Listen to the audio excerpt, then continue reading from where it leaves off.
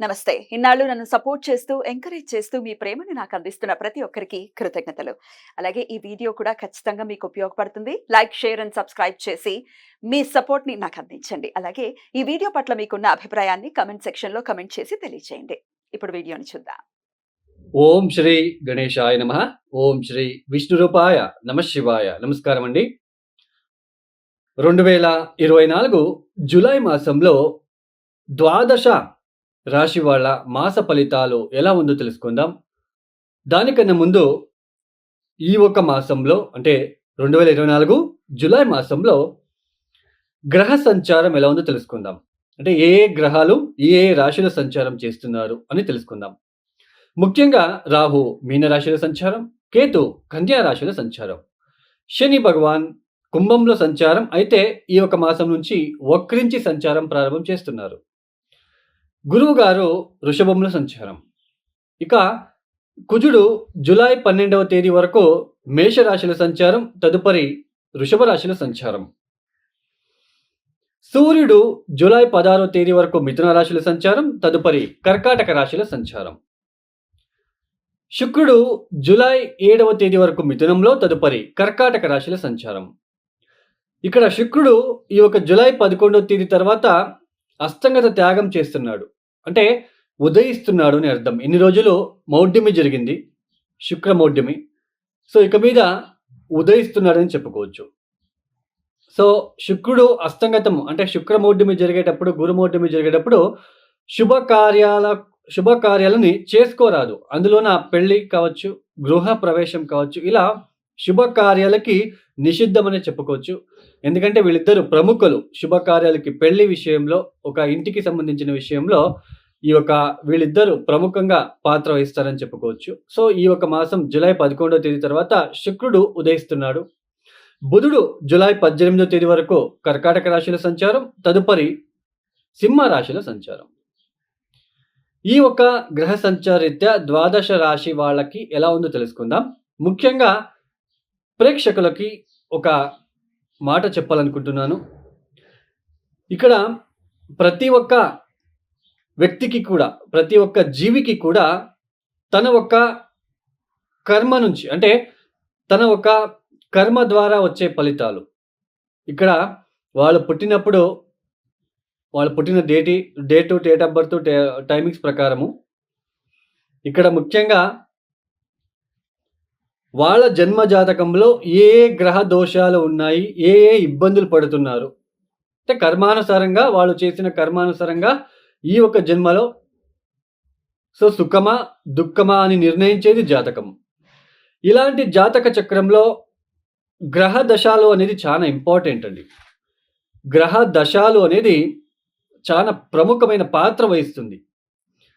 ఇప్పుడు చూడండి, ఒక దశాభుక్తిలో అంటే ఇప్పుడు చంద్రమహాదశ శని భుక్తి, చంద్రమహాదశ బుధ భుక్తి, చంద్రమహాదశ కుజ భుక్తి, ఇలా దశాభుక్తులు వచ్చినప్పుడు, ఒక దశాభుక్తులు వచ్చినప్పుడు, ఒక భుక్తి వచ్చినప్పుడు చాలా ఇబ్బంది లేకుండా ఉంటుంది. లైఫ్ అనేది చాలా బాగా వెళ్తూ ఉంటుంది.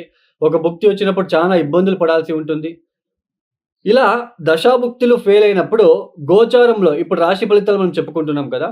సో దశాభుక్తులు ఫెయిల్ అయినప్పుడు గోచారంలో ఉంటున్న ఒక గ్రహ సంచారాల వల్ల, ఇప్పుడు గురుబలం ఉంది, శని బలం ఉంది అన్నప్పుడు దశాభుక్తులు ఫెయిల్ అయినప్పుడు ఇవి ఆదుకుంటాయి మనల్ని. సో ఇలా దశాభుక్తులు బాలేదు, గోచారంలో గురుబలం లేదు, శని బలం లేదు అన్నప్పుడు చాలా తీవ్రమైన కష్టానికి గురి అవ్వాల్సిన ఒక ప్రమేయం ఏర్పడుతూ ఉంటుంది. సమాజంలో అపకీర్తి కావచ్చు, మ్యారేజ్ విషయంలో అంటే పెళ్లి జీవితంలో ఇబ్బందులు కావచ్చు, కుటుంబ వ్యక్తులతో తగాదాలు కావచ్చు, అన్నదమ్ముల మధ్య తగాదాలు కావచ్చు, ఇలా ఒక దశాభుక్తులకి తగ్గట్టుగా కొన్ని పరిహారాలు వస్తాయండి. మనమే స్వయంగా మనమే చేసుకోవాల్సిన ఒక చిన్న పరిహారాలు వస్తాయి. చాలా ఉన్నాయి, దశాభుక్తికి తగ్గట్టు ఉన్నాయి. మనం ఏదో ఒకసారి ఒక టెంపుల్‌కి వెళ్ళో, ఒక హోమం చేపించగానే మన కర్మ తగ్గింది అని అనుకుంటే అది తప్పు అండి. ఇప్పుడు ఒక దశాభుక్తి జరుగుతుంది. ఆ దశాభుక్తి పీరియడ్ ఒక సంవత్సరం పాటు ఉంది అనుకుందాం. ఆ దశాభుక్తి బాలేదు అంటే ఆ సంవత్సరం పాటు మీరు ఆ పూజలు, పరిహారాలు చేసుకుంటూ వెళ్ళాలి. సో చాలామంది చెప్తూ ఉంటారు, సో నేను ఆల్రెడీ ఆ పూజలు చేశాను, ఈ పూజలు చేపించాను, వాళ్ళ దగ్గరికి వెళ్ళాను, వాళ్ళ దగ్గరికి చేపించానని. బట్ మాకు తగ్గలేదు. అంటే కొన్ని మీ జాతకంలో కొన్ని గ్రహాలు ఏ స్థానాల్లో ఉన్నాయి, ఏ రాశిలో ఉన్నాయి. ఆ రాశికి తగ్గట్టు మనం పరిహారాలు చేసుకుంటే మాత్రం అది రిలీఫ్ వస్తుంది. సో, ఇది మీకు తెలియాలి అని. ఇక సింహరాశి. ఈ సింహరాశి వాళ్ళకి ఈ ఒక మాసంలో ఏ గ్రహాలు యోగిస్తున్నాయి అని తెలుసుకున్నట్లు గనక అయితే, సింహరాశి వాళ్ళకి ముఖ్యంగా రవి యొక్క పూర్ణ శుభ ఫలితాలు మీరు అందుకుంటున్నారు. అది జులై 16వ తేదీ వరకు మాత్రమే. తర్వాత మనకి దశమ స్థానంలో ఉంటున్న కుజ మరియు గురువు. అంటే దశమ స్థానంలో మనకి ఈ యొక్క గురుబలము దశమానికి గురువు వచ్చినప్పుడు గురుబలం ఉండదు. కుజుడు కూడా దశమానికొచ్చినప్పుడు అంతగా బాగుండదు. అయితే ఇక్కడ ముఖ్యంగా చతుర్థాన్ని చూస్తున్నారు. వృశ్చిక రాశిని చూస్తున్నారు. సో, తన ఒక స్వక్షేత్రాన్ని కుజుడు చూసుకుంటున్నాడు. సో, కుజుడు కూడా అర్ధశుభుడనే చెప్పుకోవచ్చు. అయితే ఇక్కడ ముఖ్యంగా మనకి జులై 16వ తేదీ వరకు సూర్యుడు శుభ ఫలితాలు ఇస్తున్నారు. కాస్త కుజుడు శుభ ఫలితాలు ఇస్తున్నారు. కాస్త బుధుడు కూడా శుభ ఫలితాలు ఇస్తున్నారు. తర్వాత శని కూడా వక్రించారు కాబట్టి ఆయన కూడా కాస్త శుభ ఫలితాలు ఇస్తున్నారనే చెప్పుకోవచ్చు. ముఖ్యంగా సింహరాశి వాళ్ళకి జులై 16వ తేదీ వరకు మీకంటూ ఒక పేరు లాంటిది, గుర్తింపు లాంటిది రావడానికి అవకాశాలుంటాయి. ఆర్థికంగా లాభాలు కలిసి వస్తాయి. ఆర్థికపరమైన ఇబ్బందులుండవు. అయితే ఖర్చులు కూడా దానికి రెట్టింపు ఉంటాయని చెప్పుకోవచ్చు. అంటే ఈరోజు రూ. 100 వచ్చింది అంటే, సో ఈరోజే రూ. 150 కావాల్సి ఉంటుంది. అంటే రూ. 50 ఎక్కువ ఎక్స్‌పెండిచర్ ఎక్కువగా ఉంటుంది. అలాంటి సిట్యుయేషన్ మనకి సింహరాశి వాళ్ళకి కనిపిస్తూ ఉంటుంది. అంటే ఆర్థికపరమైన అంశాలలో ఖర్చులు ఎక్కువగా ఉంటుంది. అంటే ఇన్‌కమ్ ఉన్నప్పటికీ ఖర్చులు ఎక్కువగా ఉంటుంది. అష్టమ స్థానంలో ఉంటున్న రాహు వలన అన్నింటా కూడా ఆటంకాలు, ఆరోగ్యపరమైన ఇబ్బందులు, అపవాదాలు వచ్చే సూచనలు కూడా మనకి జులై 16వ తేదీ తర్వాత వస్తాయని చెప్పుకోవచ్చు. జులై 16వ తేదీ వరకు ఉద్యోగంలో ఎవరైనా ఉద్యోగం కోసం వెతుకుతున్న వాళ్ళకి ఉద్యోగం లభించే సూచనలు కూడా ఉంటాయి.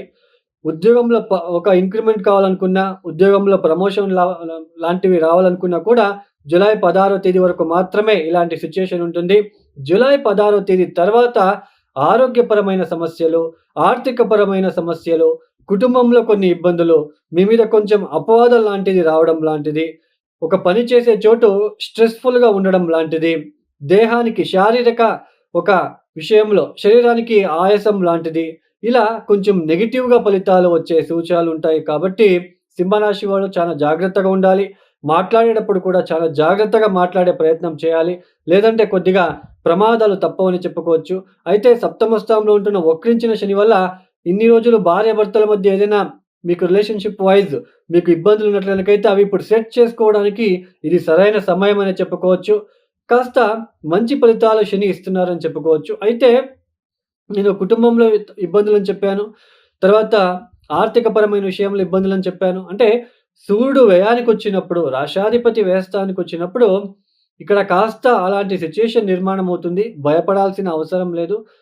శని బాగున్నాడు కాస్త, కుజుడు కూడా కాస్త బాగున్నాడు కాబట్టి కొంచెం ఇబ్బంది నుంచి బయటపడుతుంటారని చెప్పుకోవచ్చు. మొత్తానికి సింహరాశి వాళ్ళకి జులై 16వ తేదీ వరకు కాస్త యోగదాయకంగా ఉంటుంది. జులై 16వ తేదీ తర్వాత మనకి కాస్త ఇబ్బందులు వస్తూ ఉంటాయనే చెప్పుకోవచ్చు. మొత్తానికి సింహరాశి వాళ్ళు తప్పనిసరిగా ప్రతిరోజు ఆదిత్య హృదయ స్తోత్ర పారాయణము, సూర్యుడికి అర్ఘ్యం ఇవ్వడం లాంటిది, తర్వాత ఈశ్వరుడికి ఎల్లప్పుడూ అభిషేకాలు లాంటివి చేయించుకోవడం ద్వారా, మరియు ఈ యొక్క అష్టమ స్థానంలో ఉంటున్న రాహు వలన ఇబ్బందులు రాకుండా ఉండడానికి దుర్గా అమ్మవారిని మీరు సందర్శనం చేసుకోవడము, శుక్రవారం రాహుకాలంలో, ఆదివారం రాహుకాలంలో అమ్మవారికి కుంకుమార్చన చేసుకోవడం ద్వారా, నల్ల మినుములని నీళ్ళలో నానబెట్టేసి కేజింబావు శనివారం రాహుకాలంలో బెల్లం కలిపి ఆవులకి తినిపించడానికి ప్రయత్నం చేసినట్లు కనుకైతే వచ్చే ఇబ్బందుల నుంచి బయటపడొచ్చు. ఈ యొక్క వీడియో మీకు నచ్చితే లైక్ చేయండి, షేర్ చేయండి, సబ్స్క్రైబ్ చేసుకోండి. సర్వే జనో సుఖినో భవంతు. ధన్యవాదములు.